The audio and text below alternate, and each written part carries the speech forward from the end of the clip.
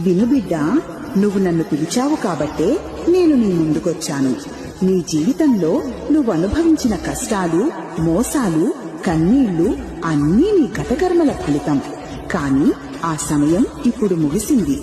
ఇక మీదట నీ భవితవ్యం నా చేతుల్లో ఉంటుంది. నీ జీవితంలో ఉన్న అడ్డంకులు తొలగిపోతాయి. నీకు నష్టం చేసేవాళ్లు దూరమవుతారు. నీ జీవితంలో మంచివాళ్లు వస్తారు. సరైన సంబంధాలు ఏర్పడతాయి. నీ ఇల్లు ఆనందంతో నిండిపోతుంది. నా బిడ్డ, నువ్విప్పుడు నా యోధుడివి. ఇక భయపడేవాడివి కాదు, పోరాడేవాడివి. నీ మనసు ప్రశాంతంగా ఉంటుంది. నీ నమ్మకం తిరిగి వస్తుంది. నీ జీవితంలో కొత్త అధ్యాయం మొదలుపెట్టు. ఇక నీ ముఖంలో నా కాంతి ఉంటుంది. నీ మాటల్లో నా శక్తి ఉంటుంది.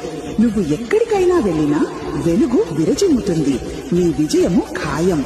అమ్మను నేను ఉండగా చింత ఎందుకు? విను.